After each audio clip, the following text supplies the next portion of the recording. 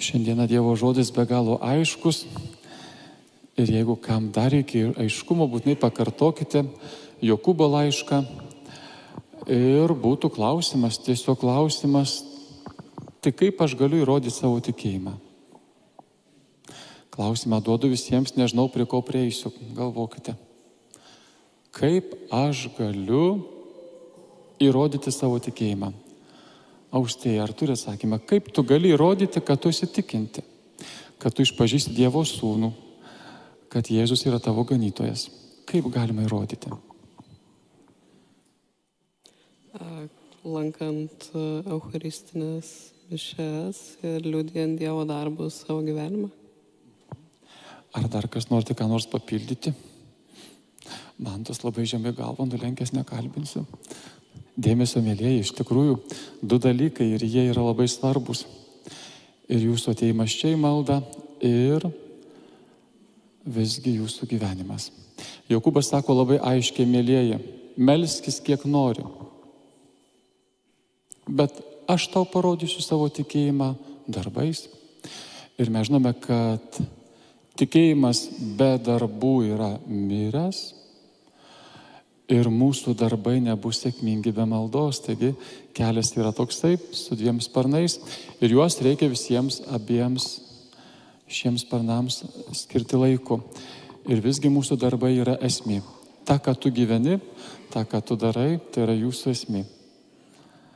Džiaugiuosi. Galėčiau spėti dabar. Nespėliosiu gerai. Tai be galo smagu. Aš žinot, ką reiškia Pilypo Cezarėja. Reiškia Pilypas turi savo teritoriją, tai yra jo Cezarėja. Tikrai nežinosite, kas tuo metu, kada Jėzus buvo Pilypo Cezarėjoje, buvo žmona. Žmona buvo toji mergaitė, kuri šoko Erodui, labai patiko. Ir Erodas sako, duosiu viską, kad ir pusę savo karalystės. Ir ta mergaitė mamos paprotinta paprašė Jono Krikštojo galvos. Ir ši pati mergaitė dabar yra Pilypo iš Cezarėjos žmona. Ir Jėzus, kuomet lankosi šiuose vietose, kur pats Pilypas yra klestintis, tai yra diduomenė, tai yra galia, jėga, tai yra neįsivaizduojami pokyliai, gyvenimas pavykęs. Čia klausia Jėzus, kuo mane žmonės laiko. Ir koks atsakymas? Jėzau, tu nesi kaip Pilypas, tas didikas. Tu nesi tas, kuris sėdi rūmuose. Žmonių atsakymai buvo labai, labai neblogai, žinokit. Tu esi kažkas ypatingo, Jėzau. Tavo gyvenimas toks panašus kaip to Jono Krikštytojo, kurio priežastis va čia, Pilypo žmona. Tavo gyvenimas panašus kaip pranašo Elijo, arba bent vieno iš pranašų. Ką reiškia Jonas Krikštytojas, su kuriuo žmonės mato, kad panašus Jėzus? Reiškia, žmogus rengėsi, kuo norėjo, vos užsijuosęs kupranugario vilną savo kūnelį, valgė skėrius ir sakė tiesą į akis. Tiesiog ją kaip spjaudė visiems į veidą. Tavęs laukia mirtis, prie tavęs yra teisingumas, kaip kirvukas prie medžio šaknų. Tai žmogus, kuris nebijojo pasakyti tiesą, štai ką pamatė Pilypo Cezarėjos gyventojai šitame Jėzuje iš Nazareto. Žmogus nebijo pasakyti tiesą. O kas yra pranašas Elijas? Pranašas Elijas atsistojo prieš visą karaliaus sistemą, prieš Jezabelę, kuri į visą Dievo tautą įvedė pagonybės religijas, stabus Baalo dievus. Taigi Jėzus panašus į pranašą Eliją, kuris nebijo atsistoti ir pasakyti, mielieji, jūsų kultas yra 0 arba -5. Arba žmonės nujaučia, kad tai kažkas labai, labai nuostabaus. Taigi didžiulė pagarba Jėzui, kuris tikrai ne kaip didikas, ne karalius. Ir ne tai yra, mėly žmonės, jūsų autoritetai ir šiai dienai, kurie sėdi ten, kuriuos jūs keikėte nuo ryto iki vakaro. Ir išpažintyse dar pasakote, mūsų pykčių priežastis kurie valdo savo kišenės naudai, ne tautos ir ne jūsų. Ar džiaugiamės atsakymais? Nuostabu, Jėzus atspėtas neblogai.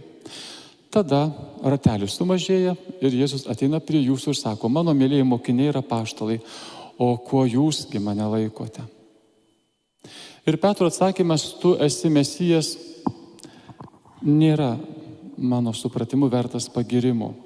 Mesijas pagal žydų supratimą yra laimėtojas politinės sferos, visos religinės sferos ir jie mato Mesiją su pergale. Sakytume, be skausmo ir prakaito, apsaugok Dieve be kraujo praliejimo. Ir kada Jėzus išgirsta šį atsakymą, jog aš esu Mesijas, kaip karalius atjojantis jūsų tautą išgelbėti, tada juos vadina į šalį ir labai draugiškai sako, manęs laukia kančia, manęs laukia mirtis. Mėlyje, ką aš jums galiu pasiūlyti? Aš jums siūlau žmogų, kuris savo gyvenimą gyvena dovanodamas.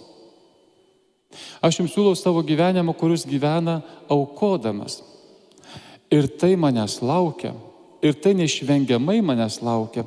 Ir Petras egzortuoja Jėzų, darom egzorcizmą, vedasi dar kartelį į šoną, nieku būdu tau neturi taip viešpatie būti. O tada Jėzaus pagirimas su tais -5 eik šalin šėtone. Nes tu mastai ne Dievo, bet žmonių mintimis. Taigi tas Mesijas labai prastai paremtas Jėzaus tikrąją pašaukimo gale. Ir mūsų gyvenimuose, mėlyje, yra labai paprasti dalykai. Jei galvojame, kad sekame Jėzumi, yra 3 punktai, kurie iš karto buvo išvardinti. Turėtumėte iš tikrųjų atsižadėti savęs. Tai reikštų, kad tavo gyvenimas remiasi dieviška išmintimi.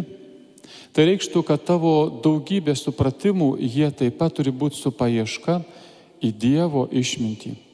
Paimti savo kryžių, tai reiškia neiti į ovacijas Osana Dovydo sūnui, o gyvenimą nugyventi su pagarba, bet nebus tenai tau šaukiama Osana.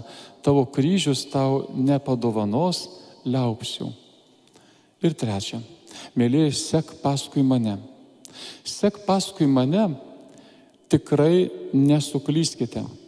Ir Austėjai sakėte teisingai.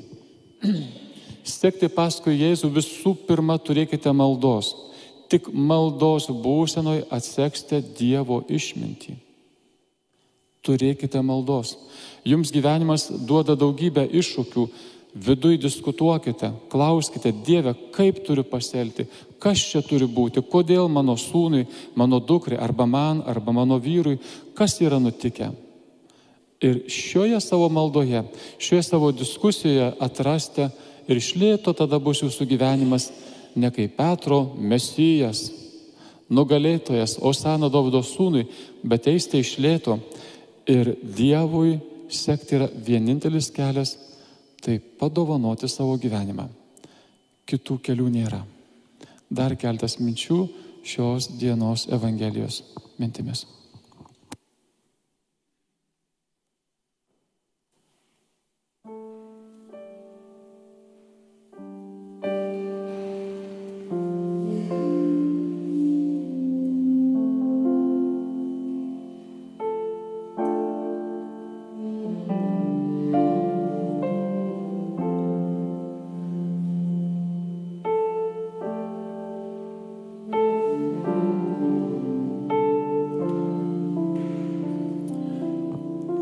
Mėly broliai, seserys,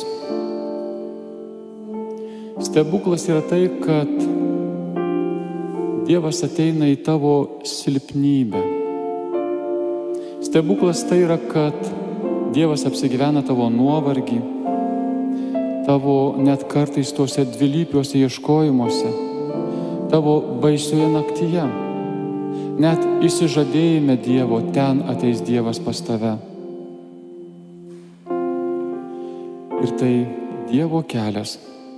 Tada tyliai išgirsi, sek paskui mane.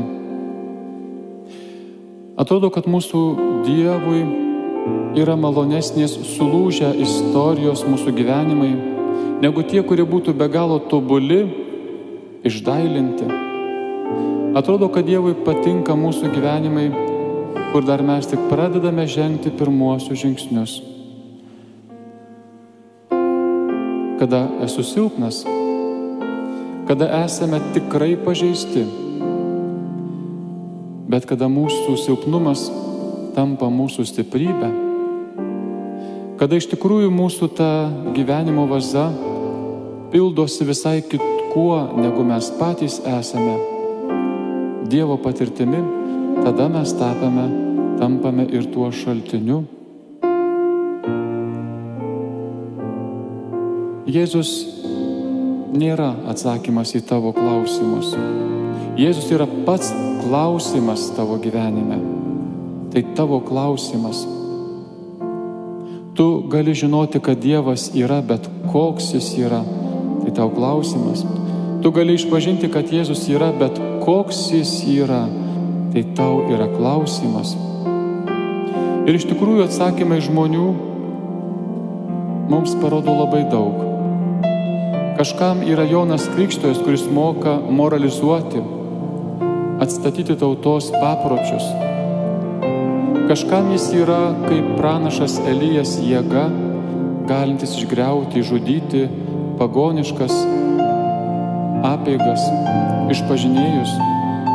Kažkam Jėzus yra iš tikrųjų kaip vienas iš senų išminčių, kurio reikėtų paklausyti, vienas iš pranašų.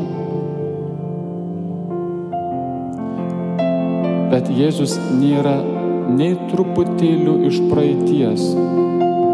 Tu Dievo praeityje neieškok. Dievas yra ši diena, tai yra naujiena, tai yra tavo žengiamas kelias. Ir ką tu sakysi, kas aš esu, klausė Jėzus.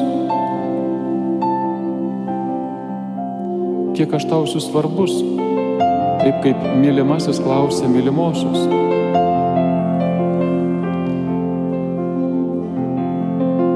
Melskime, kad mūsų išpažinimas Dievo taptų įsimylėjimu, o mūsų gyvenimas dovanojimu. Tu esi Kristus, tu esi uola ir mano gyvenimas. Amen.